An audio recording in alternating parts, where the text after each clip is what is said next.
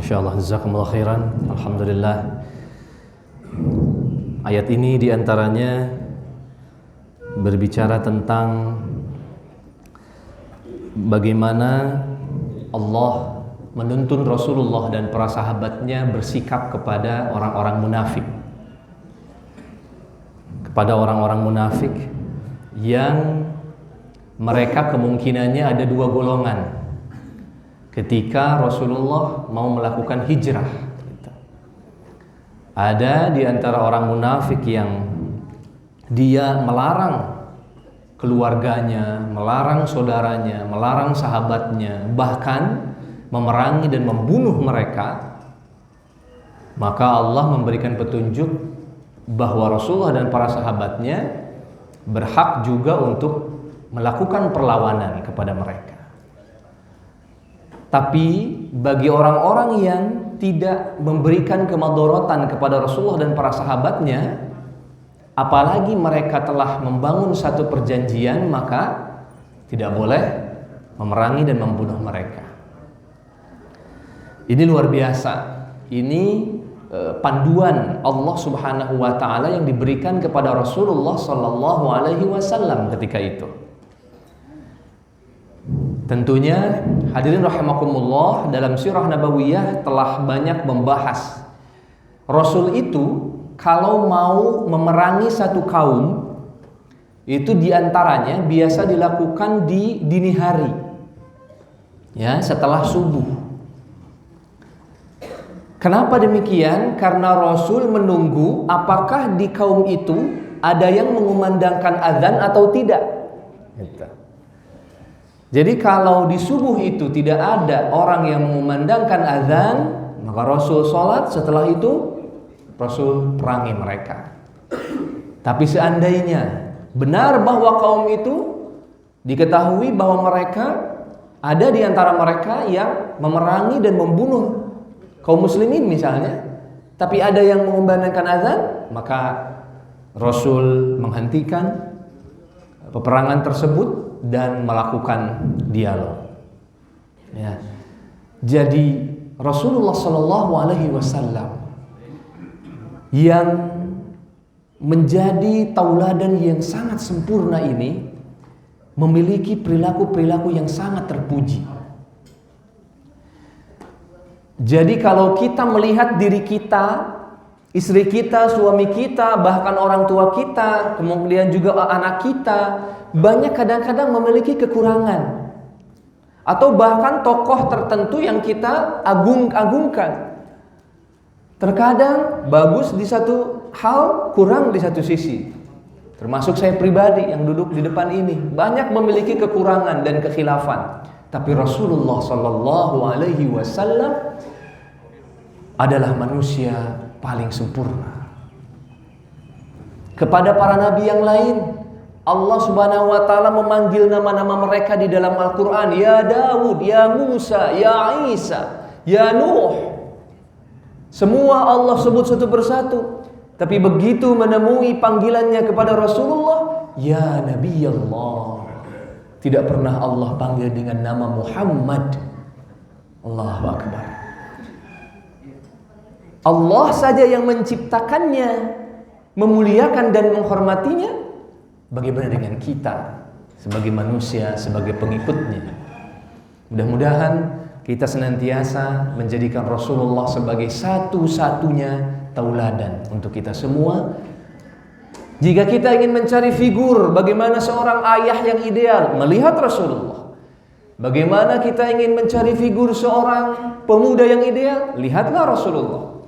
Kalau kita ingin melihat seorang figur remaja yang ideal, lihatlah Rasulullah. Seorang bisnismen yang ideal, lihatlah Rasulullah. Sebagai seorang komandan peperangan, lihatlah Rasulullah Sallallahu Alaihi Wasallam. Sebagai seorang ayah yang sangat penyayang, lihatlah Rasulullah Sallallahu Alaihi Wasallam. Suatu kali Rasul sedang berkumpul dengan cucu, anak dan sebagainya. Rasulullah menciumi mereka satu persatu, menyayangi mereka, memeluk mereka.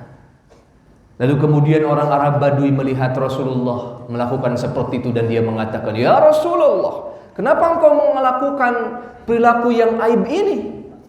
Kami di bangsa Baduy di sana tidak mungkin kami mencium anak kami seperti itu, karena ini merupakan aib bagi kami. Bayangkan, orang Arab Baduy mengatakan seperti itu. Lalu kemudian Rasul mengatakan, pergilah kalian, aku khawatir Allah mencabut rahmatnya dari kalian.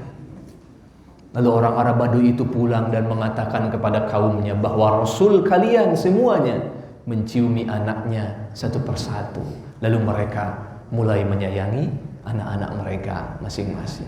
Kita bisa bayangkan ya, bagaimana Islam ketika itu turun di lingkungan masyarakat yang perilaku mencium anak saja merupakan aib. Coba bayangkan, ini karakter masyarakatnya yang karakter seperti apa coba? Tapi Islam diturunkan di sana.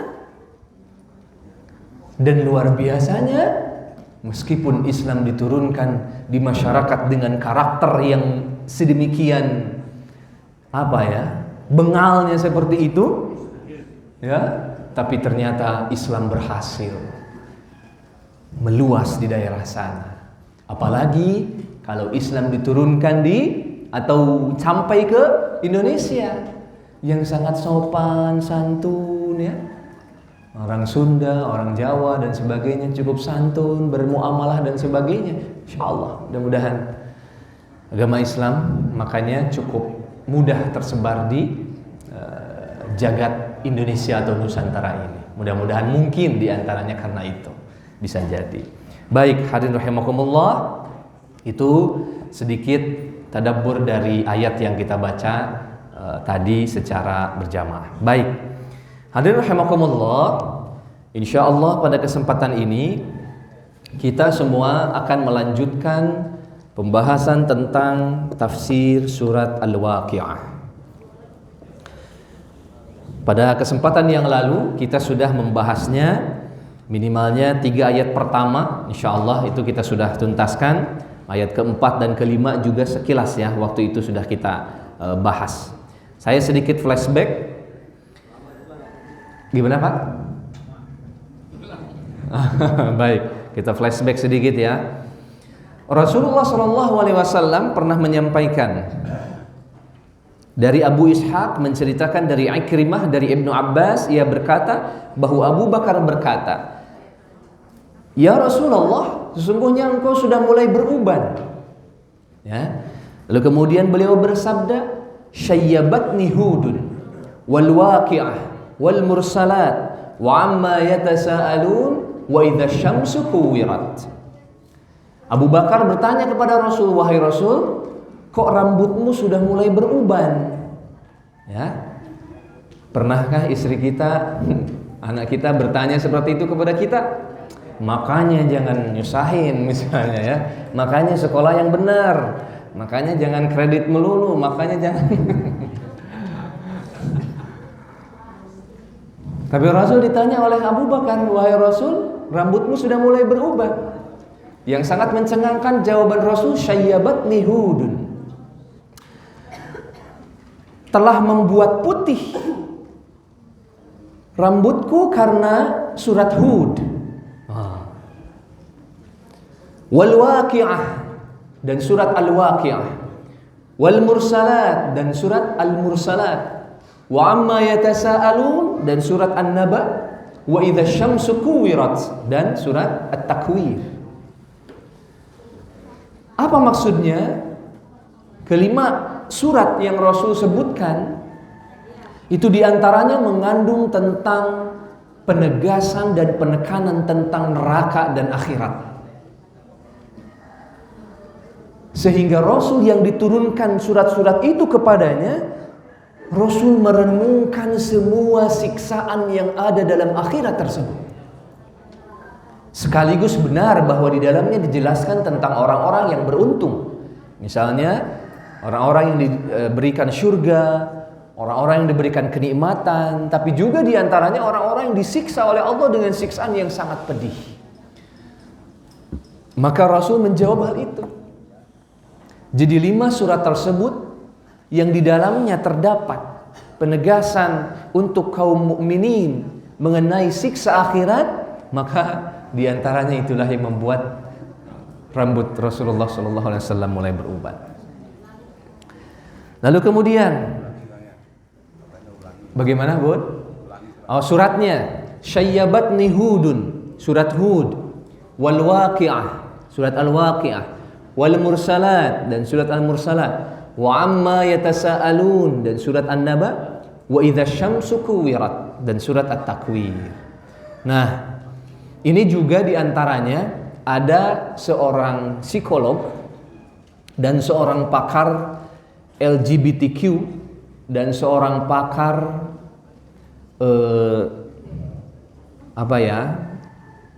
yang memotivasi orang-orang untuk sehat dari dunia hitam, dunia gelap seperti itu. Di antaranya disadarkan dengan ayat-ayat tentang azab akhirat, gitu. Atau disadarkan tentang hari akhir. Nah, di antaranya adalah ini 5 surat yang di dalamnya terkandung ayat-ayat seperti itu. Ya. Nah, ini silahkan untuk kita bisa tadabburi, ya. Jadi saya pernah sampaikan, ya, hadirin rahimakumullah, jika kita sudah mahir membacanya, tilawahnya, ya, baca Al-Fatihah aja bismillahirrahmanirrahim alhamdulillahirabbil alamin arrahmanirrahim, udah lancar gitu, ya. Nah, ini selanjutnya usahakan agar kita semua melakukan pentadabburan terhadap ayat yang kita baca. Jadi tidak lantas ya, ayat demi ayat, satu lembar demi lembar yang lain kita baca dengan cepat seperti itu, tapi lewat begitu saja. Nah, alhamdulillah hari ini terjemah sudah banyak di hadapan kita, bahkan tafsir yang disertai dengan tafsir Al-Quran itu juga banyak. Nah, itu silahkan untuk tadabburi ayat-ayat Al-Quran itu, renungkan, fikirkan. Karena itulah rahasia dari Al-Quran sebagai pedoman untuk kita semuanya. Sehingga kita senantiasa menggali hikmah pelajaran yang berharga dari ayat-ayat yang kita baca. Ya, baik. Silahkan komitmenkan setiap hari dapat, ya, kalau one day one juz, kita perberat lagi kualitasnya dengan mentadabburi makna dari ayat-ayat yang kita baca itu. Baik. Selanjutnya Abdullah bin Wahab meriwayatkan dari Abdullah ibn Mas'ud, dia berkata, aku pernah mendengar Rasulullah SAW bersabda, man qara'a suratal waqi'ah kulla lailatin lam tusibhu faqatun abada. Barang siapa membaca surat Al-Waqi'ah setiap malam, maka ia tidak akan ditimpa kesusahan untuk selamanya. Saya sudah sampaikan sebelumnya bahwa hadis ini dipandang lemah oleh beberapa ulama. Baik. Lalu kemudian ayat pertama, kedua, dan ketiga ini merupakan penegasan bahwa Al-Waqi'ah, hari kiamat itu pastilah terjadi. Ya. Laisa liwaq'atiha kadzibah, yang tidak mungkin siapapun yang memahaminya bahkan merasakannya apalagi kadzibah, mendustakannya. Khafidatun rafi'ah. Saya kilas dengan cepat saja. Khafidatun rafi'ah. Hari kiamat itu, berkat hari kiamat itu, ada orang-orang yang akan direndahkan oleh Allah. Rafi'ah, ada juga orang-orang yang akan ditinggikan oleh Allah. Sebenar-benarnya penilaian. Kalau di dunia ini kita semua terkadang menilai orang karena dari pakaiannya, dari covernya, nggak tahu apa yang ada di dalamnya. Kita lihat orang dari kedudukannya, dari jabatannya. Kita lebih menghormati mereka daripada saudara-saudari kita yang mungkin secara keduniaan kurang beruntung misalnya. Itu penilaian kita di dunia. Tapi nanti di akhirat, khafidatun, Allah akan merendahkan orang-orang yang di dunianya sombong, orang-orang yang di dunianya takabur, orang-orang yang di dunianya lupa kepada Allah. Rafi'atun, dan Allah akan mengangkat derajat orang-orang yang di dunianya tawadhu, rendah hati, rajin bersedekah meskipun sedikit. Lalu kemudian berbaik hati kepada orang, tersenyum, membantu dan sebagainya. Rafi'ah, mereka akan diangkat oleh Allah Subhanahu wa taala. Jadi dari 3 ayat pertama ini Allah menegaskan kesimpulan dari hari kiamat. Ayat pertama bahwa kiamat itu pasti terjadi. Ayat kedua bahwa semua orang akan membenarkan kiamat. Ayat ketiga bahwa kiamat itu sebaik-baiknya penghisaban, penilaian. Ya. Jadi siapa yang bisa lari dari momen-momen kiamat seperti itu? Tidak ada. Ya. Jadi 3 ayat ini Allah langsung membuka ayat surat Al-Waqiah ini dengan 3 rangkuman ayat tentang kiamat. Jadi ya, inilah pentingnya tadabbur. Ya, betul dari segi bahasa 3 ayat pertama ini kalau didengar enak. Idza waqa'atil waqi'ah laisa liwaqa'atiha kadzibah khafidatur rafi'ah. Ya, ujungnya sama seperti itu. Itu mukjizat Al-Qur'an. Tidak ada yang bisa menandinginya sampai hari ini. Tapi dari segi maknanya saja sekalipun 3 ayat pertama itu langsung membuat kita menyimpulkan bahwa kiamat itu adalah pasti datang, pasti semua membenarkannya, dan merupakan sebenar-benarnya penilaian. Ya, kita langsung dibawa seperti itu. Inilah pentingnya membaca, terjemah dan memaknai maknanya. Ya. Jadi kalau kita baca buku, baca novel, itu kan kadang-kadang kita dibawa dulu kemana, lalu masuk ke dalam satu poin tertentu. Atau ada berita langsung dengan judul yang bombastis, ya. Kemudian kita menjadi penasaran untuk membacanya. Nah, setiap kata kita baca, ada yang membuat kita sedih, ada yang membuat kita senang. Ya. Begitu juga Al-Quran sebetulnya. Makanya orang-orang Arab dulu begitu Rasul membacakan ayat Al-Quran, termasuk Abu Jahal sekalipun, begitu mendengarnya luar biasa. Ini bukan perkataan manusia. Tidak ada manusia yang mampu mengarang kalimat-kalimat seindah ini. Tidak ada manusia yang mampu menulis satu kalimat yang sedalam maknanya seperti ini. Ya. Oleh karena itu inilah mukjizat Al-Quran dan urgensinya mengapa kita harus memaknai dan mendalami Al-Quran. Sehingga begitu kita membaca, ya pantas ini yang membuat Rasulullah rambutnya semakin memutih. Dari ayat pertama saja langsung, idza waqa'atil waqi'ah laisa liwaqa'atiha kadzibah khafidatur rafi'ah. Kita yang sehari-hari terkadang lupa kepada Allah, terkadang santai, terkadang mager, terkadang mendengarkan musik sehingga lupa segala sesuatunya, menonton sesuatu, berjoget bahkan mungkin lupa terhadap Allah. Idza waqa'atil waqi'ah laisa liwaqa'atiha kadzibah. Hari ini mungkin kita tertawa, tapi nanti tidak ada satupun manusia yang tertawa begitu kiamat datang. Ya. Inilah yang menjadi pelembut, mudah-mudahan inilah yang menjadi pelembut hati kita. Yang ketiga, idza rujjatil ardu rajja. Ini kemarin sekilas sudah kita bahas. Idza rujjatil ardu rajja. Jika bumi digoncang, rajja dengan goncangan yang sangat dahsyat. Ya. Coba ada di antara kita yang sering merasakan gempa bumi secara langsung? Ya. Saya kemarin-kemarin menginstal aplikasi apa namanya saya lupa lagi, dari Badan Meteorologi dan Geofisika BMKG. Ternyata kita merasakan mungkin gempa bumi ya paling sering pun mungkin seminggu sekali ya yang kita rasakan secara langsung. Ternyata ketika dilihat setiap hari itu ada puluhan di setiap penjuru Indonesia. Ya terkadang ketika membaca, ya ini setiap hari puluhan gempa di sana sini terjadi. Allahu Akbar. Sungguh sangat mudah bagi Allah pada saatnya nanti mengguncang semuanya dengan guncangan yang sangat dahsyat.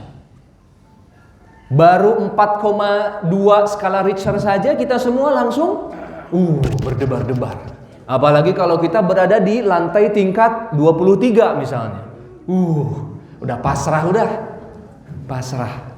Turun antri berjejelan seperti itu sudah pasrah semuanya. Apalagi naik dikit 5 skala Richter, 6, 7. Tahun 2004 di Aceh waktu itu berapa? 9 ya, kalau tidak salah. 7 kalau nggak salah ya. 7 baru yang di Donggala ya, yang di Donggala Palu waktu itu 9 katanya. Allahu Akbar. Ya.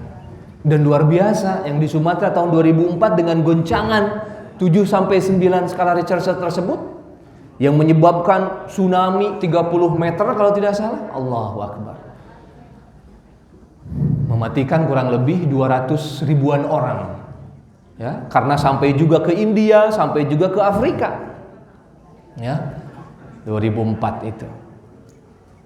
Waktu itu saya sedang sebelum berangkat ke Libya. Lalu kemudian ketika berangkat ke Libya, kebetulan teman satu kamar orang dari Tanzania. Orang dari Tanzania itu berkulit hitam, langsung nanya. Pertanyaan pertama yang mereka ajukan adalah tsunami. Bagaimana tsunami waktu itu? Karena ke mereka saja yang jauhnya kiloan meter sampai terjadi dan terasa. Tanzania, Afrika Tengah mungkin ya itu sampai terasa. Bagaimana sampai ke Aceh, ke Jawa dan sebagainya? Pertanyaan pertama yang langsung tanyakan tsunami. Bagaimana tsunami? Ya, ini bagaimana Allah mengguncangkan makhluk ciptaannya yaitu bumi dengan sedikit goncangan saja semuanya panik, semuanya hancur, semuanya luluh lantah. 7 skala Richter, 9 skala Richter di Palu Donggala, ya, di Padang ketika itu kita bisa melihat di Palu Donggala di TV, kita bisa melihat bagaimana tanah bergerak, ya. Tanah bergerak disertai suara yang begitu kencang, bergemuruh. Bangun-bangunan, pepohonan bergerak, ya Rabb. Kita bisa bayangkan ternyata tanah bisa seperti itu, ya. Ada yang mengutarakan kesaksian tanah ini, pohon ini, rumah ini itu dulu tadinya di sana, tapi sekarang sudah berada di sini. Ya, ibaratnya Karawaci berada di sini, tapi sudah bergeser jauh ke sebelah mana seperti itu. Jadi itulah kondisi di mana Allah dengan izinnya mengguncangkan bumi, menggeser bumi, dan itu mudah bagi Allah Subhanahu wa taala. Idza rujjatil ardu rajja. Dan ketahuilah bahwa gempa yang paling dahsyat sekalipun 9 skala Richter itu sekalipun yang kita rasakan itu belum ada apa-apa. Karena itu baru terjadi patahan atau pergeseran lempeng bumi di bagian tertentu saja. Tapi nanti ketika akhirat, ketika kiamat, semua lempengan, semua daerah bergerak dan bergetar. Bahkan menurut sebagian ulama, raja itu bukan hanya getaran, tapi berarti ditambah dengan suara yang menggelegar. Ya, bergetar, berguncang, disertai dengan suara yang menggelegar. Allahu Akbar. Ngeri enggak? Ngeri ya, Allahu Akbar. Itulah kondisi yang al-waqi'ah, pasti terjadi. Laisa liwaqa'atiha kadhibah, tidak mungkin ada yang mendustakannya. Jangan sampai kita hari ini mendustakan hari tersebut, karena hari itu pasti akan datang. Wa bussatil jibalu bassa. Ini berbicara tentang sesuatu yang lebih tegas. Tadi dataran bumi, ya. Dataran bumi jika digoncangkan akan berguncang. Ayat selanjutnya, wa bussatil jibalu bassa. Di bumi ini ada gunung. Gunung, bumi, gunung sebagai pasak. Ya, kita bisa bayangkan bagaimana kerasnya gunung yang bebatuan itu. Apalagi gunung-gunung yang berada di Timur Tengah. Ya, batunya yang menghitam pekat seperti itu. Tidak ada tanahnya, tidak ada pepohonannya. Bayangkan bagaimana gunung sebagai pasak bumi. Tapi apa kata Allah? Wabussatil jibalu bassa. Allahu akbar. Maka gunung itu dihancur luluh lantahkan dengan kehancuran sehancur-hancurnya. Coba bayangkan, bapak-bapak yang bekerja di dunia sipil misalnya, bagaimana caranya melubangi gunung untuk terowongan, untuk jalan. Dengan alat-alat berat yang begitu canggih, tetap harus memakai air misalnya dengan proses yang begitu harus lama berputar seperti itu, sampai pada akhirnya bisa tembus. Tapi ini adalah satu proses yang sangat sulit, yang tidak mungkin bisa berhasil kecuali dengan alat-alat berat seperti itu. Betul ya? Dan Allah Subhanahu wa taala akan menghancur luluh lantahkan gunung bebatuan itu. Jadi kalau bumi yang tanah ini mungkin lebih mudah bagi Allah, gunung saja yang bebatuan akan hancur. Ya. Dan akan memuntahkan lahar yang begitu panas. Ya. Kita di berita-berita ada Gunung Merapi dan sebagainya, kita melihat bagaimana ketika aktif, ketika memuntahkan lahar panas seperti itu, Allahu Akbar. Semua orang panik, semua orang berlari. Belum datang laharnya, baru debunya, baru asapnya saja kita semua sudah panik. Dan tidak boleh kita semua berada di lokasi tersebut. Karena baru debunya saja bagaimana? Hancur semua makhluk hidup. Ya, Allahu Akbar. Wa bussatil jibalu bassa. Padahal gunung itu, coba tanyakan kepada nenek kita, namanya Gunung Salak, ya. Gunung Pangrango, gunung apa lagi? Ya, gunung-gunung tersebut menurut kakek nenek kita ya gunung itu seperti itu dulu. Sampai anak cucu kita nanti gunung itu ya seperti itu. Ya, karena kuat dan kokohnya gunung itu. Tapi dengan mudah Allah nanti akan hancurkan gunung-gunung itu. Bahkan fakanat haba'an mumbatha. Allahu Akbar. Ini sangat fenomenal ini. Fakanat haba'an mumbatha. Gunung-gunung yang dikuatkan dengan bebatuan itu pada hari kiamat nanti akan hancur luluh lantah seperti debu-debu yang berterbangan. Coba bayangkan. Gunung yang ditembus untuk terowongan dengan sangat sulit itu, kegunungan yang sangat keras itu, tapi di hari kiamat nanti Allah akan jadikan seperti halnya debu-debu yang berterbangan. Bagaimana? Hebat nggak? Hebat. Bagaimana kita yang dicubit saja sakit, ditembus oleh jarum saja berdarah, gunung yang keras saja seperti itu Allah jadikan debu-debu yang berterbangan, apalagi manusia, apalagi makhluk hidup, tumbuhan, hewan dan sebagainya, hancur seketika. Allahu Akbar, ya. Jadi itulah dahsyatnya al-waqi'ah, hari kiamat. Ya. Nah, setelah Allah membuka surat Al-Waqi'ah dengan kedahsyatan dan kengerian yang akan terjadi pada hari kiamat itu, Allah tidak membiarkan kita sebagai pembaca Al-Quran itu diliputi dengan kegalauan, ketakutan dan kekhawatiran. Tidak lantas Allah hanya memberikan dan menceritakan sesuatu yang mengeri dan khawatirkan, tidak. Tapi setelah ini Allah menjelaskan kategori-kategori kelompok manusia yang kemungkinan akan berhasil, kemungkinan tidak. Ya, nah, kita akan tegaskan di sini dalam ayat selanjutnya, wa kuntum azwajan thalatha.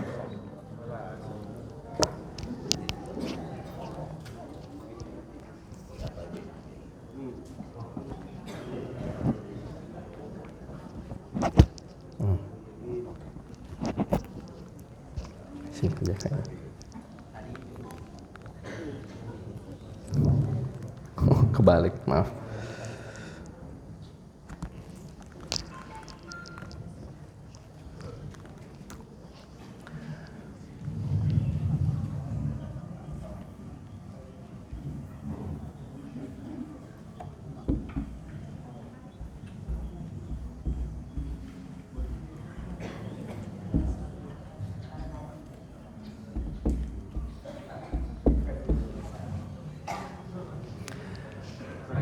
Wa kuntum azwajan thalathah.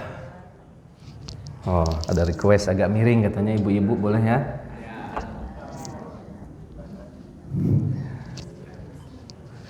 Wa kuntum azwajan thalathah.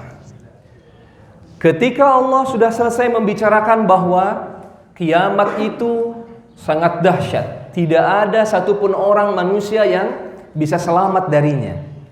Dengan kedahsyatan bumi akan digoncangkan, dengan kedahsyatan gunung yang kerasnya seperti itu akan hancur bagaikan debu.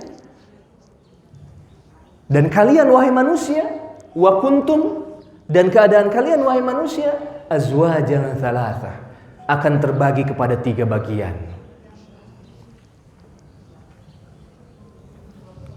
Ya. Ini kita semua akan terbagi kepada 3 bagian.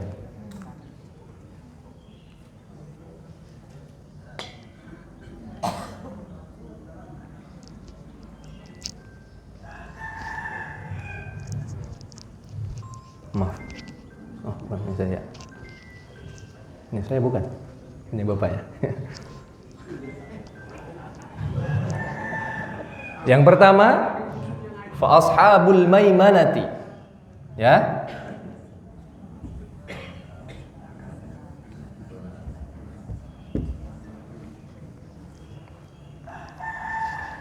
Kemudian yang kedua, ashabul apa? Masy'amah.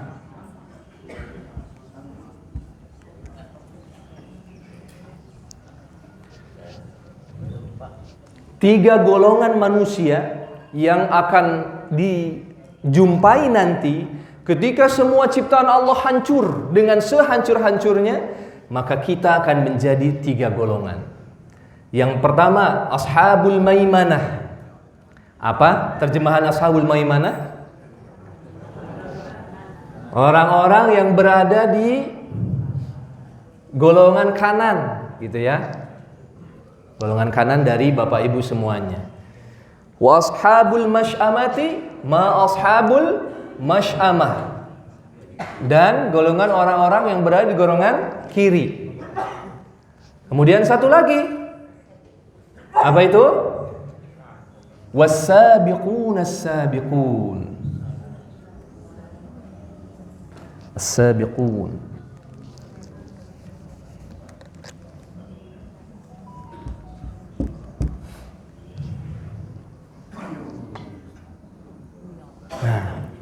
Jadi kita nanti akan digolongkan kepada 3 golongan.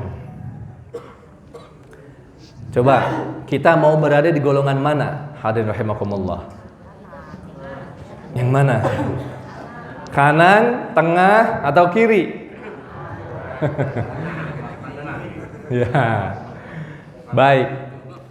Kesimpulannya bahwa orang-orang yang akan masuk surga adalah orang-orang yang berada di golongan kanan dan golongan tengah. Inilah yang akan mendapatkan jannah. Ya. Dan inilah yang akan mendapatkan nar. Ya. Ini kesimpulannya. Jadi kondisi kita nanti yang tidak bisa kita berpura-pura di dalamnya.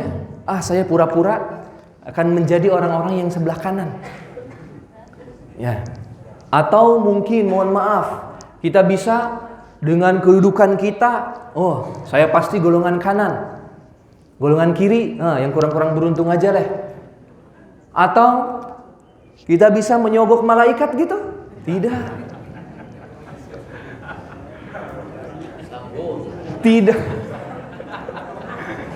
Tidak ada kondisi seperti itu yang bisa kita lakukan sedikit pun. Sekuat apapun kita hari itu, maka semuanya tidak ada yang bisa membantu. Ya. Selain amalan-amalan kita yang nanti akan berkata, kulit-kulit kita ini akan berkata di hadapan Allah.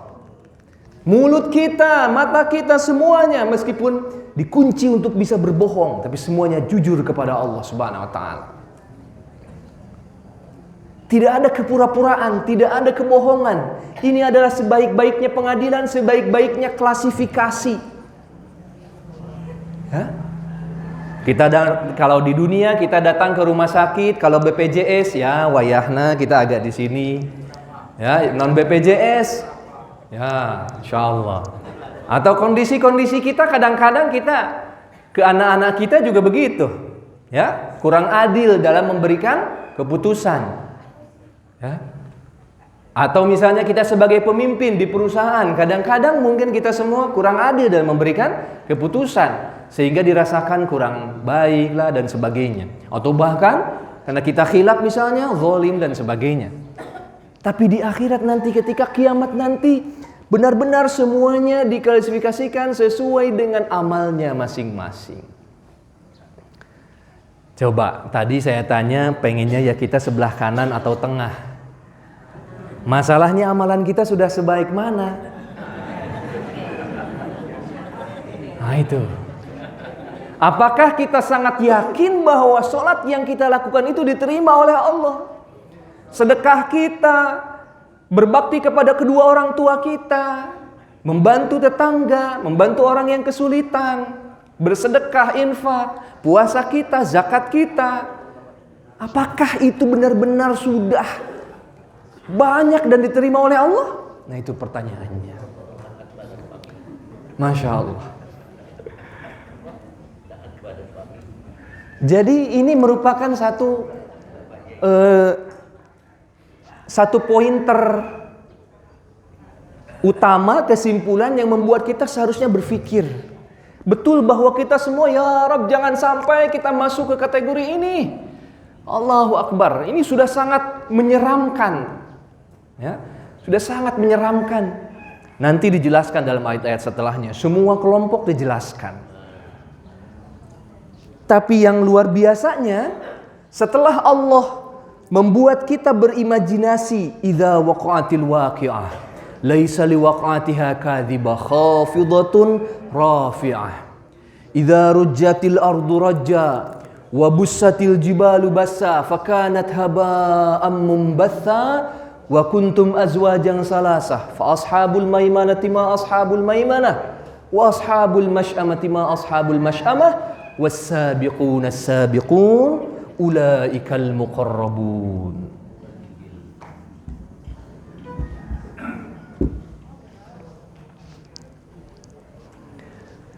Allah mengajak kita semua untuk memaknai surat Al-Waqiah ini dengan 3 kelompok yang ada, dimulai dari as-sabiqun.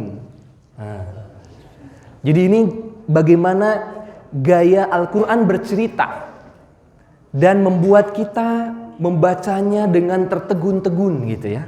Kalau kita memaknainya dengan penuh penghayatan, coba.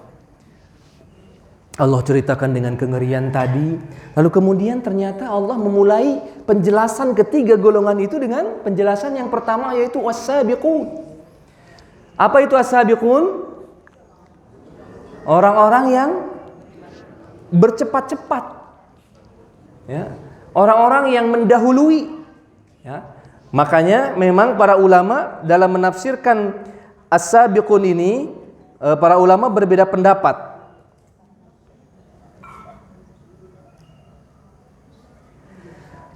Ada ulama yang mengatakan bahwa yang dimaksud was-sabiqun as-sabiqun adalah, yang pertama, ada ulama yang berpendapat kaum dari nabi-nabi sebelum Nabi Muhammad.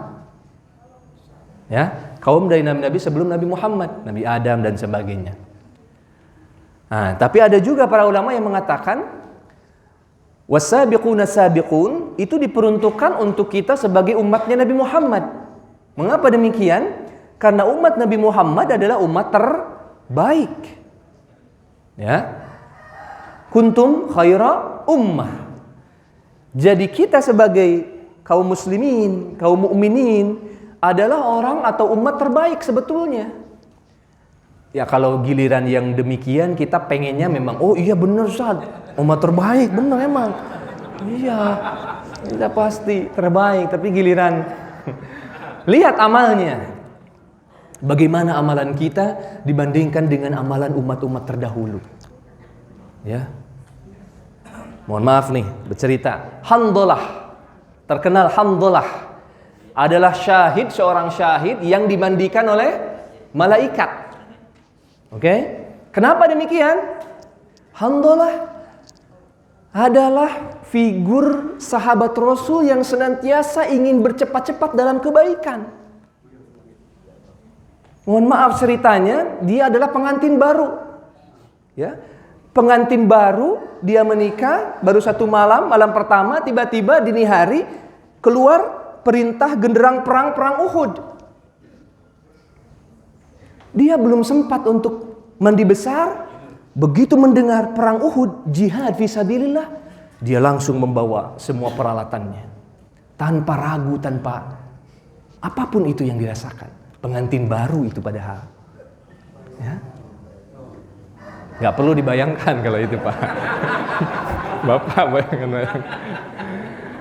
Tapi maksud saya, dalam kondisi yang merasakan kebahagiaan saja, Handalah sebagai seorang figur pemuda Islam yang membela Rasulullah SAW, begitu keluar genderang perang Uhud, tanpa ragu dia berangkat langsung.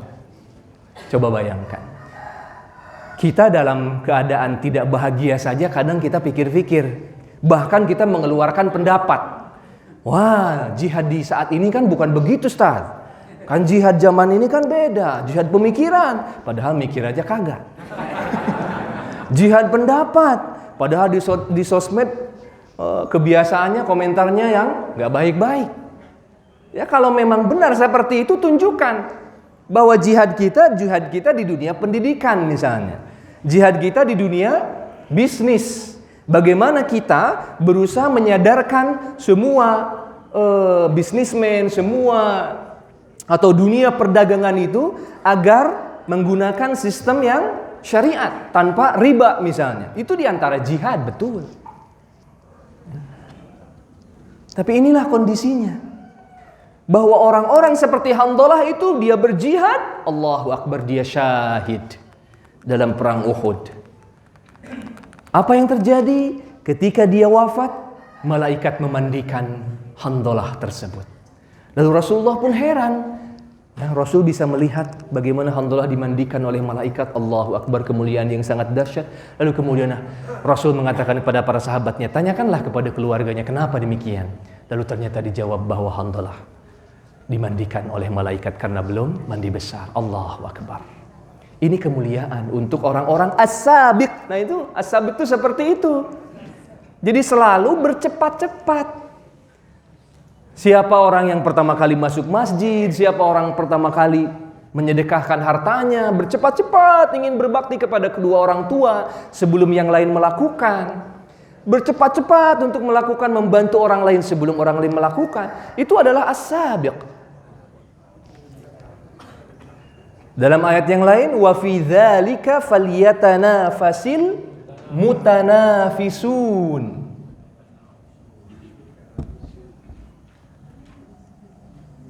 Ini karakter orang-orang ahli syurga. Apa itu? Wa fi dzalika falyatanafasil mutanafisun. Orang-orang yang akan masuk surga adalah orang-orang yang di dunianya berlomba-lomba. Bercepat-cepat. Dalam ayat yang lain, sabiqu wa sari'u. Ayatnya pasti seperti itu. Tidak mungkin effort untuk kita gunakan untuk masuk surga ini santai-santai saja. Tidak mungkin. Atau sisanya saja. Atau sebisanya saja. Atau sekedarnya saja. Tidak. Ayat-ayat yang berbicara tentang ahli surga itu rata-rata ayat-ayat yang berbicara tentang bercepat-cepat, berlomba-lomba, bersegera. Makanya kalimatnya atau katanya juga as-sabiq. Sabaqa yusabiqu. Musabaqah itu adalah perlombaan, ya. Mutanafisun, tanafasa yatanafas. Artinya bersaing, berlomba-lomba menjadi yang terbaik. Sari'u ila maghfiratin min rabbikum. Wahai manusia, bercepat-cepatlah. Nah, itu dia. Ila maghfiratim mir rabbikum, kepada ampunan dari Allah. Yang surganya itu seluas langit dan bumi. Itu kan kata Allah. Jadi, ya, ini diantara kata-katanya. Jadi kan tidak mungkin Allah mengucapkan sesuatu yang tidak ada maknanya kan? Jadi Allah berbicara tentang penghuni ahli surga itu adalah yatanafasa yatanafasu wasari'u sabiqu wasabiqun. Kata-kata seperti itu. Jadi kuncinya untuk orang-orang, bagi kita semua, termasuk saya pribadi, kalau ingin menjadi golongan yang tengah seperti ini, maka kuncinya adalah bersegera. Siap tidak? Masya Allah. Saya yakin insya Allah. Bahkan bukan pertanyaan siap tidak artinya belum, tapi insya Allah Bapak Ibu semuanya dari dulu juga istiqomah seperti itu. Amin. Ya, terkadang iman ini naik turun ya. Makanya itulah urgensinya kita semua memiliki lingkungan yang baik. Karena iman ini naik turun, kadang-kadang kita semangat, kadang-kadang kita malas. Kalau lingkungan kita adalah orang-orang yang semuanya malas, gimana kira-kira? Malas pasti. Sebaliknya, kalau kita semua terkadang lemas, tapi lingkungan kita, si bapak itu semangat terus setiap hari. Bismillah, yuk. Kan lihat begitu. Betul.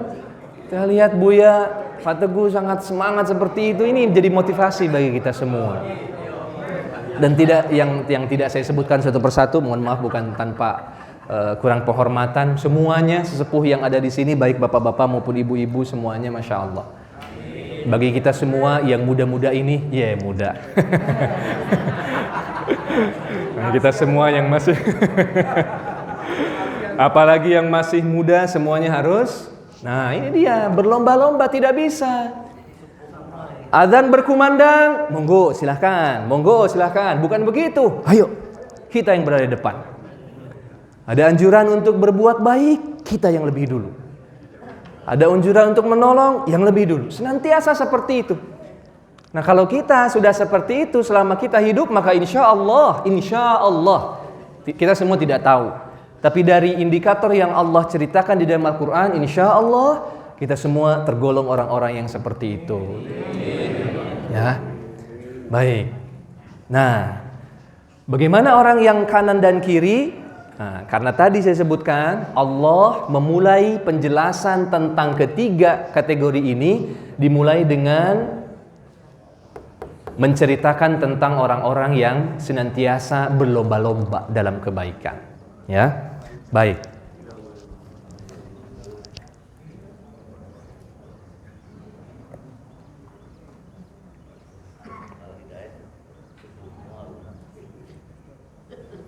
Baik.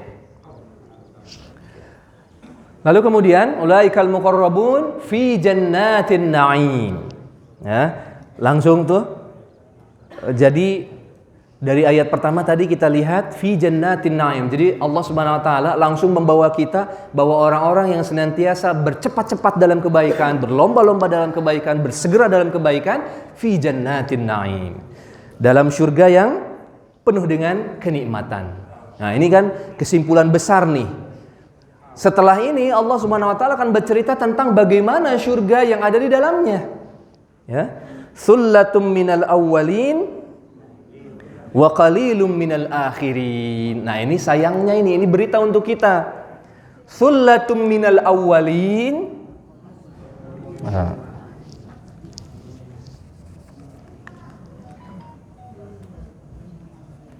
Sullatum minal awwalin. Surga yang dihuni oleh orang-orang yang bercepat-cepat dalam kebaikan ini adalah siapa? Kebanyakan orang-orang yang hidupnya dulu, orang-orang yang terdahulu. Masya Allah. Sullatum minal awwalina wa qalilum minal akhirin. Nah, ini sayangnya begini. Orang-orang yang masuk surga dari golongan orang-orang yang as-sabiqun adalah kebanyakan dihuni oleh orang-orang terdahulu. Dan sedikit orang-orang yang hidup hari ini atau yang terakhir lah gitu.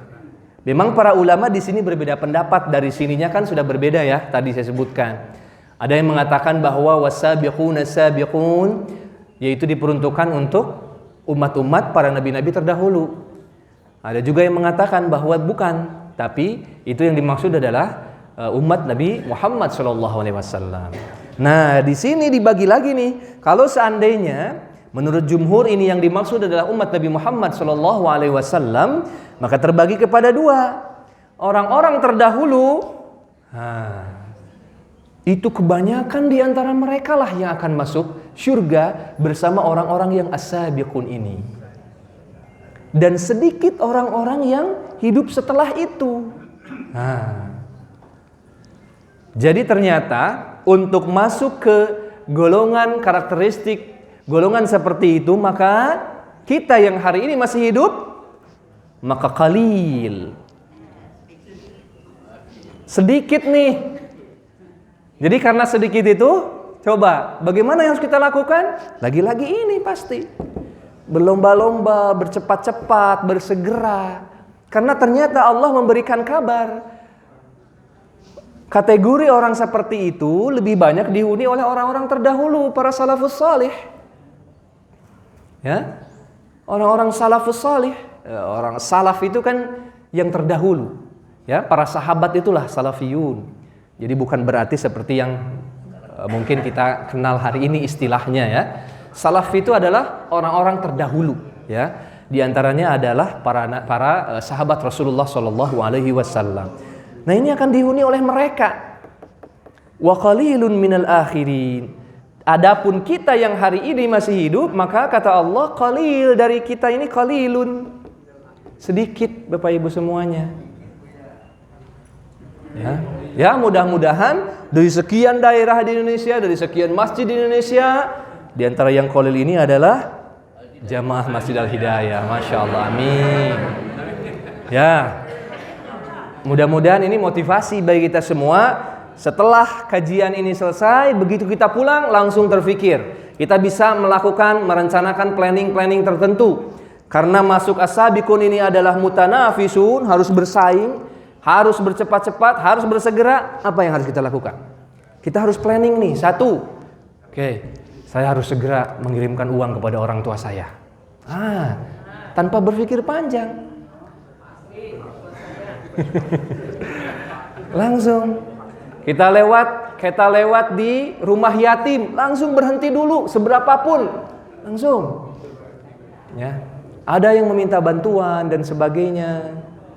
Termasuk kepada suami dan istri, mungkin kemarin terkadang kita berleha-leha, suami membutuhkan ini, kita semua leha-leha, kita bilang ambil aja Pak, di situ Pak, di sini Pak, di situ Pak, di sini Pak. Itu. Mungkin hari ini sebagai perwujudan keimanan kita kepada Allah dengan taat dan patuh kepada suami. Masya Allah. Belum, tenang Bu, belum. Ya, begitu juga bapak-bapak ya, kita semua. Iya. Bagaimana nih? Kita sudah mencukupi kebutuhan istri belum? Ya. Ya, gitu. Kasihan istri, ya, uang 1 bulan diberikannya, ya sekali kasih surprise gitu ya. 2 kali lipat gitu ya untuk kebutuhan 1 bulan gitu ya, atau 3 kali lipat. Itu kan berbicara materi ya, Bapak Ibu semua. Dan yang paling penting adalah kita sebagai suami adalah qawwam. Ya, betul. Kita sebagai suami adalah qawwam. Ar-rijalu qawwamuna 'alan nisa. Kita sebagai seorang suami adalah pemimpin di dalam keluarga.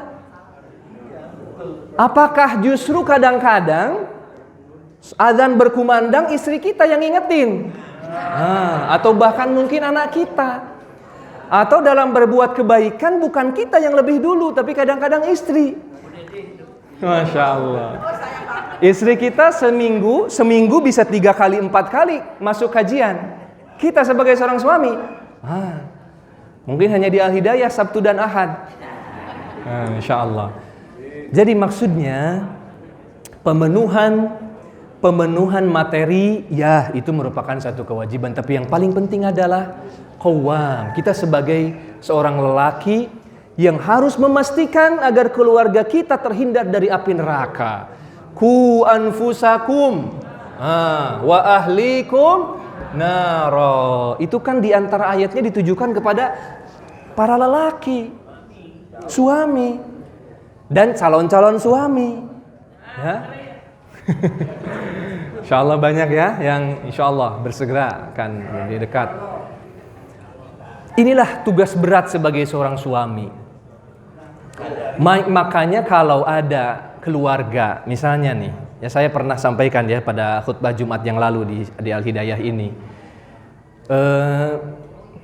Bulan lalu kita mendengar ada SMA A dengan SMA B tawuran. Ya, ada yang sampai meninggal karena dibacok oleh musuh temannya yang lain. Ya.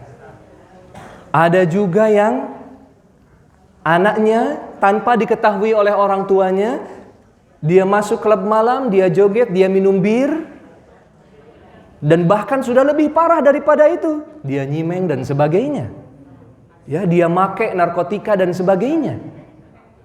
Atau yang lebih ringan, misalnya anak kita lebih sering bermain game daripada tilawah Al-Quran. Kita tahu, kita lihat, tapi kita sebagai ayah tidak pernah menasihatinya sedikit pun. Kita tidak pernah menanyakannya sedikit pun. Kita punya anak perempuan atau laki-laki, tiba-tiba pulang malam. Apakah kita pernah bertanya, sudahkah kamu sudah sholat belum? Yang ditanya mungkin, udah makan belum? Udah makan belum? Dari mana dan sebagainya. Lebih sering seharusnya kita WA dia, sholat kak, sholat dek, udah tilawah belum, dan sebagainya. Itu bagian dari kita sebagai seorang lelaki untuk menjaga diri dan keluarga kita dari nara, dari api neraka. Ini yang paling penting dari materi dan segala sesuatu yang tadi kita bicarakan. Ya, Masya Allah. Ya, semuanya berlaku bahwa tugas seorang suami, kita sebagai lelaki memiliki tugas yang sangat berat. Ya. Dan dalam ayat yang lain, dalam surat-surat yang lain, mohon maaf, diceritakan, jika seandainya kita memiliki anak, memiliki cucu, dan anak kita, cucu kita adalah orang yang solih, apa yang terjadi? Bisa jadi kesolehan itulah yang membuat kita terbantu dengan kesolehan mereka. Bisa jadi sebaliknya juga, ya. Karena ketidaksolehan anak-anak kita dan karena perilaku kita selama kita di dunia tidak mendidik dan membimbing dia dengan baik, maka wal'iyadzubillah, kita semua akan kebagian tanggung jawab kita untuk merasakan nerakanya. Allahu Akbar. Ya. Jadi inilah dalam semua aspek kehidupan, mudah-mudahan kita semua bisa seperti itu. Ya. Ingat, orang-orang yang masuk kategori as-sabiqun hanyalah sedikit, qalilun. Beruntung orang-orang yang dulu hidup bersama Rasulullah, atau orang-orang yang lebih dulu daripada kita, karena ternyata kata Allah sullatun, banyak. Maka kita harus menauladani ibadah-ibadah mereka. Coba kita lihat kakek dan nenek kita semuanya, atau bahkan insya Allah bapak-bapak, ibu-ibu semuanya, jam 3 itu pasti sudah bangun. Kita semua sebagai anak-anaknya, bagaimana kita bisa menauladani mereka, ya, menjadikan mereka contoh tauladan. Air yang dingin itu tidak menjadi penghalang bagi mereka untuk tetap wudu, bahkan mandi, Masya Allah, dini hari, untuk tetap bisa melaksanakan sholat, qiyamul lail dan sebagainya. Jadi kalau kita ingin termasuk orang-orang yang pada sedikit ini, adalah mereka yang senantiasa tahajud, qiyamul lail dalam hari-harinya. Nah, silahkan mari kita sama-sama evaluasi diri kita masing-masing, ya, termasuk saya pribadi. Nah, setelah ini Allah akan menceritakan tentang sifat-sifat syurga yang akan didapatkan oleh orang-orang yang as-sabiqun ini.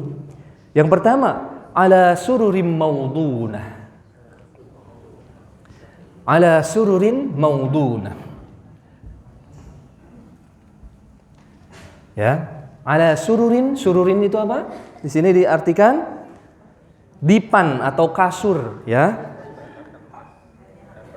Mereka berada di atas dipan maudunah yang bertahtakan emas dan permata. Ya, ala sururin maudunah.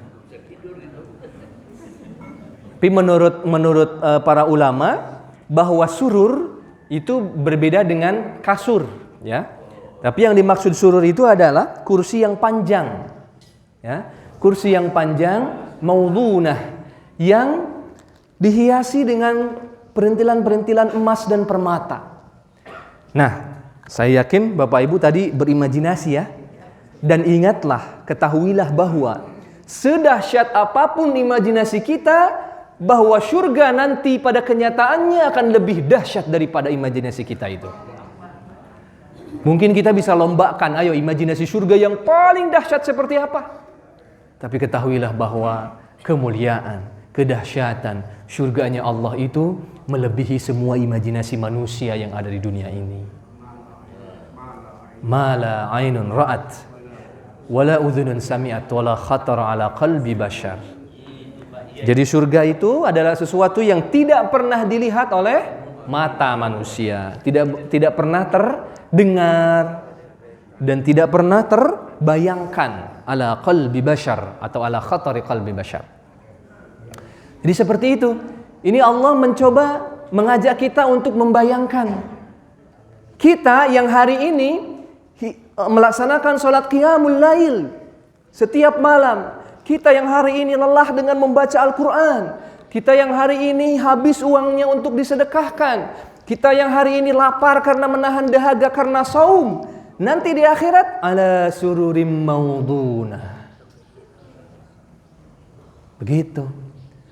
Jadi semua pengorbanan yang kita lakukan selama di dunia, intinya akan dibalas dengan kenikmatan yang sungguh sangat luar biasa. Hari ini kita semua senantiasa kadang-kadang lutut kita, kaki kita pegel-pegel, ya. Habis sholat, habis qiyamul lail, habis kajian, habis ini pegel-pegel. Ibu ketahuilah nanti ibu akan santai di atas sururim maudunah. Allahu Akbar. Ya, tapi sayangnya tidak ada seperti ibu-ibu, ya, karena tidak ada orang tua. Di surga tidak ada orang tua. Jadi bukan ibu-ibu yang akan masuk surga nanti.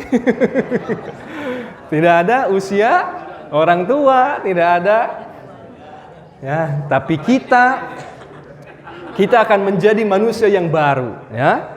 Ibu akan menjadi manusia yang baru, yang segar, yang fresh, yang berdiri dengan tegak dan sebagainya. Allahu Akbar. Itulah kekuasaan Allah Subhanahu wa taala. Ala surrim maudunah. Ya. Kita semua yang hari ini lelah, nanti semua akan duduk menikmati semua yang sudah kita lakukan. Jadi orang-orang yang akan masuk surga itu sebetulnya kenikmatan yang akan dia rasakan itu bukan sekarang ketika di dunia. Tapi mereka akan lebih merasakannya nanti di akhirat. Semua lelah, jerih, payah, pengorbanan, tangisan, bahkan darah dengan syahid, nanti dia akan nikmati di akhirat. Muttaqiina 'alaiha mutaqabilin.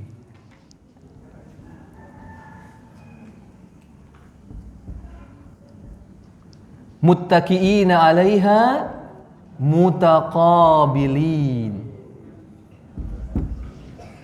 Muttaqiin, apa itu ittika? Menurut para ulama, ittika itu menahan tangan, setengah tangan seperti ini. Ya, ibaratnya ini tadi kita ibaratkan ala sururin, kursi yang panjang. Ittika itu seperti ini. Nah, santai ya. Masya Allah. Bayangkan coba, ini sampai dengan detail Allah ceritakan seperti ini. Coba untuk apa? Untuk apa Allah menceritakan ittika itu begini nih. Nah, begini nih, santai. Ya. Kaki berselonjor karena kursinya panjang. Coba kalau kita dalam posisi seperti itu, kira-kira kita lagi ngapain? Masya Allah. Allahu Akbar. Bapak Ibu yang hari ini lelah karena semua hal yang sudah Bapak Ibu lakukan demi mendapatkan ampunan Allah Subhanahu wa taala, nanti di surga akan muttaqiin 'alaiha mutaqabilin. Ketika Bapak Ibu kita semua ittika seperti ini, saling berhadap-hadapan satu sama lain. Coba kita bisa bayangkan. Ya, kita seperti ini sambil berhadap-hadapan, kita ngobrol seperti itu, kira-kira kayaknya nggak ada masalah keduniaan seperti apapun, sedikit apapun itu. Ya, kita rasakan plong semuanya, karena memang betul-betul bahwa surga itu adalah jazaan bima kanu ya'malun. Jadi benar-benar bahwa surga ini adalah balasan. Jadi semua kenikmatan ini, kita semua duduk di atas kursi yang penuh dengan emas dan permata, kita santai tanpa mengingat apapun, berhadap-hadapan dengan teman-teman yang lainnya. Coba, di surga nanti kita akan seperti itu. Ini juga menurut para ulama bagian dari adab di surga nanti. Orang-orang itu sambil bicara tidak sambil saling membelakangi atau setengah badan. Gitu ya, ngobrolnya setengah badan, membelakangi, itu cerminan adab yang kurang baik. Tapi kalau saling sama satu sama lain berhadap-hadapan, saling berittika, coba bayangkan, Masya Allah. 'Alaiha mutaqabilin. Masih kurang dahsyat ini. Yatufu 'alaihim wildanun mukhalladun.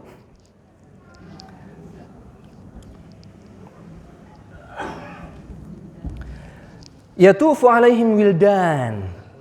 Ya, ketika Bapak Ibu kita semua nanti ittika di atas kursi yang nyaman itu, ngobrol bercakap-cakap, entah ngomongin apa, nggak mungkin ngomongin FS dan sebagainya ya.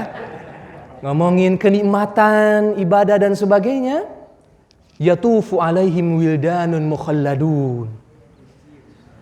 Sigap dikelilingi oleh anak-anak remaja yang menghadirkan segala sesuatu untuk kita yang sedang berittika itu. Coba, wildan menurut para ulama ini usia remaja. Ya. Usia remaja yang kita kalau lihat anak-anak remaja seperti itu yang lincah, itu kan kita seneng ya, bahagia. Kita melihat anak kita remaja lincah, ya, nih seperti kakak nih, rajin, kreatif, memvideokan dan sebagainya, pasang di YouTube, Allahu Akbar.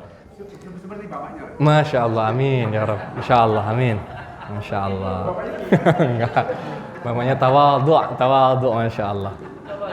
Masya Allah. 'Alaihim wildanun mukhalladun. Dan yang paling ajaibnya, anak-anak remaja yang akan melayani kita semua atas semua kebutuhan kita, minum, makan, apapun itu, wildanun mukhalladun. Selamanya.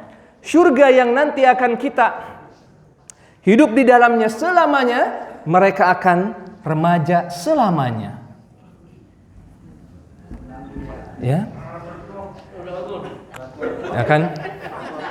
Kalau kita kan gak enak juga, masa ke yang melayani nanti om-om gitu ya. Masa kita om minta tolong, kan gak enak nanti ya. Yang melayani kita ini remaja-remaja yang lincah memberikan semua keperluan-keperluan kita.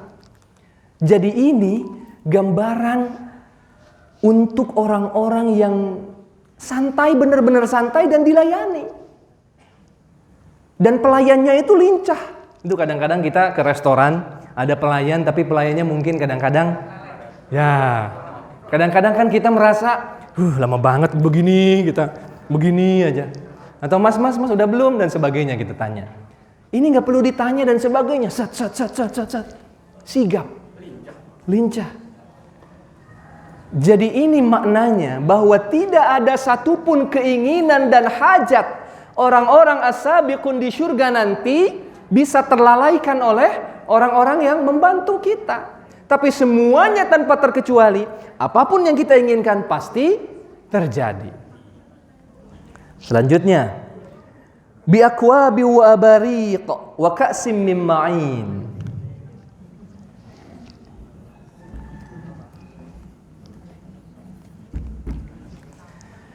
Bi akwab. Jadi pelayan-pelayan itu nanti akan membawa tatakan yang di atasnya gelas, bi akwab. Tapi menurut para ulama, akwab itu adalah kub, tapi gelas yang tidak ada pegangannya. Ini kan ada pegangannya ya. Tapi nanti gelas yang tidak ada pegangannya, entahlah seperti apa. Ya. Bi akwabin wa abariq, beserta ceretnya, beserta tekoknya. Wa ka'sim min ma'in, dan gelas ka'as. Orang Arab mengatakan ka'as itu adalah tidak dikatakan ka'as kecuali sudah dipenuhi oleh khamr. Jadi nanti remaja-remaja yang gesit sat-sat seperti itu akan membawa diantaranya gelas yang dipenuhi dengan khamr. Dan khamr itu untuk siapa? Bukan untuk seperti halnya di dunia kita ketahui, tapi untuk orang-orang as-sabiqun. Makanya ada hadis yang mengatakan bahwa orang-orang yang meminum khamr di dunia tidak akan merasakan khamr di akhirat. Tapi sebaliknya, orang-orang yang tidak merasakan khamr di dunia, maka nanti di akhirat akan merasakannya. Ini bukan berarti bahwa khamr ini halal, tidak. Ini sudah jelas haram. Ya, kesepakatan ulama, tidak ada perbedaan haram di dunia. Tapi di akhirat ternyata kita akan disajikan khamr oleh remaja-remaja yang lincah seperti itu. Ya, Allahu Akbar. Katanya memang menurut orang-orang yang sudah minum seperti itu, ya, wine dan sebagainya itu adalah minuman terlezat katanya.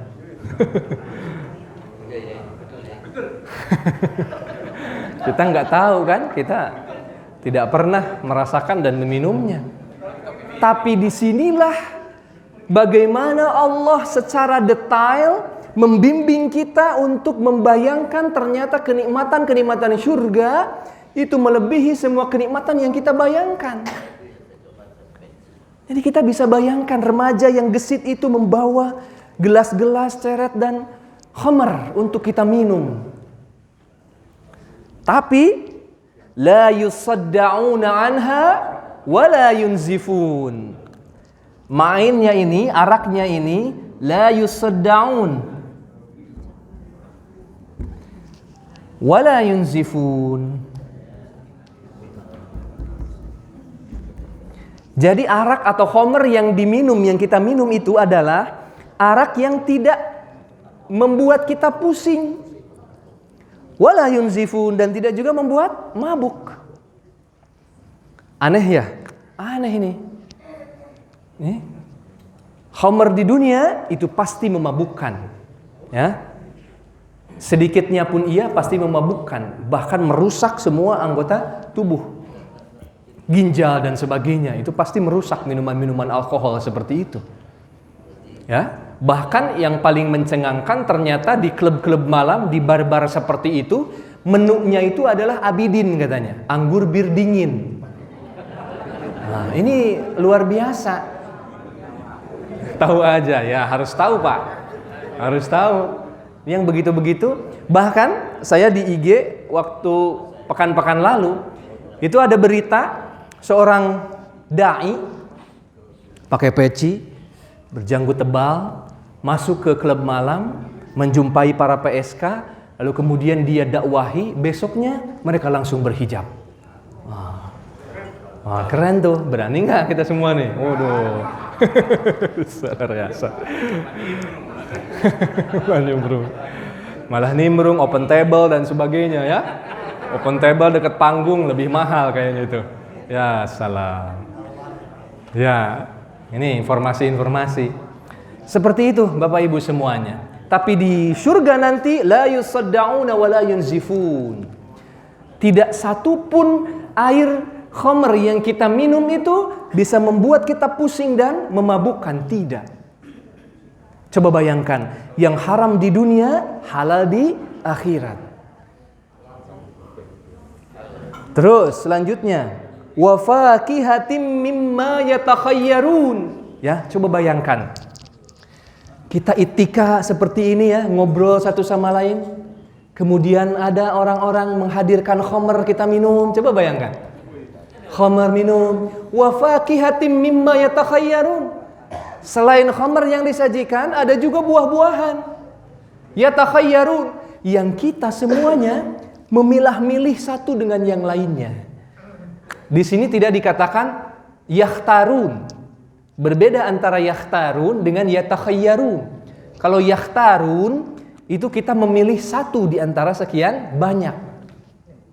Kalau yatakhayyarun itu kita senantiasa memilih satu sama lain, satu persatu kita cicipi dan kita makan. Ada durian ya. Ada apa lagi tuh?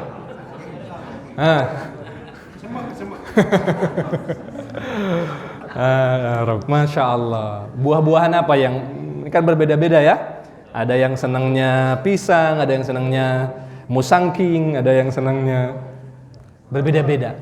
Tapi semua itu buah-buahan itu akan kita rasakan dan dilayani oleh remaja-remaja seperti itu.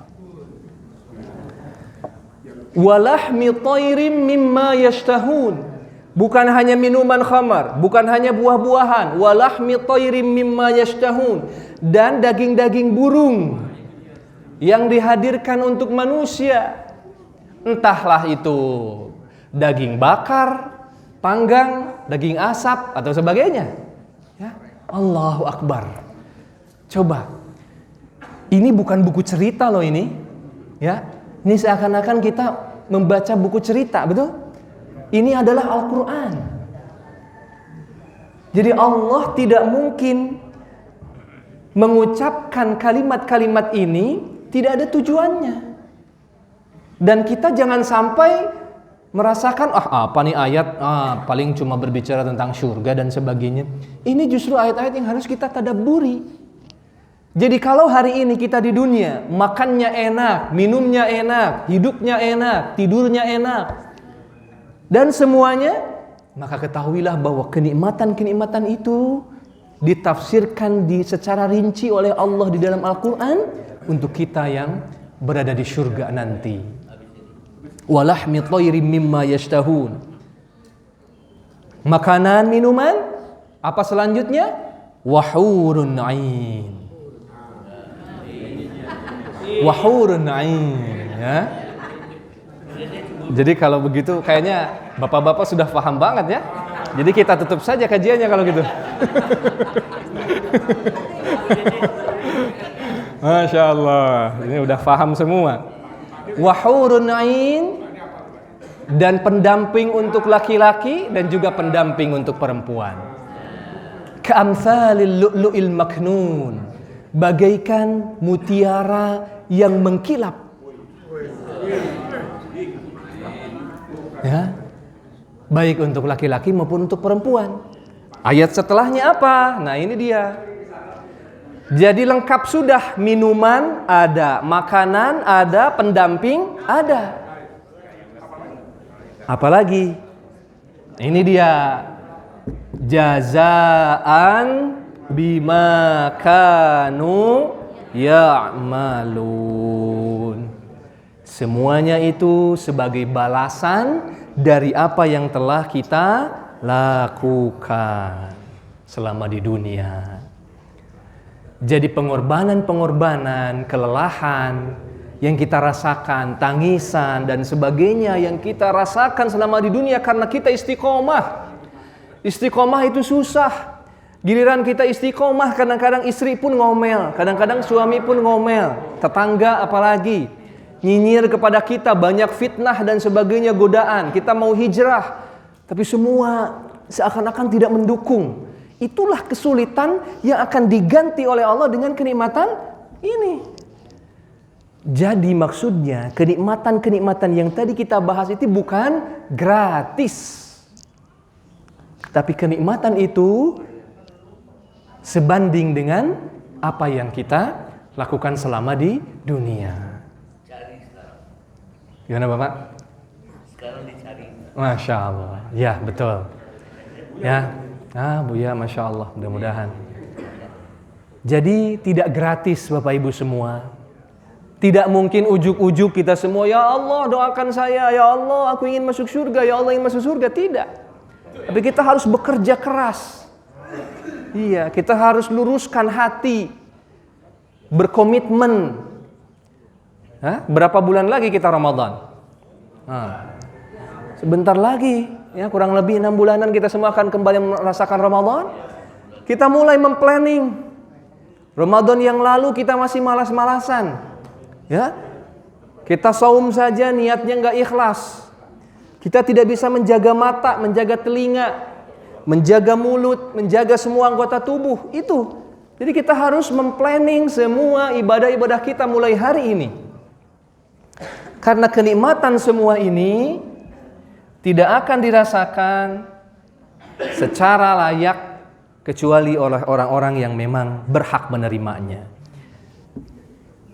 Jadi yang namanya balasan itu pasti akan diberikan di akhir dan untuk orang-orang yang berhak menerimanya.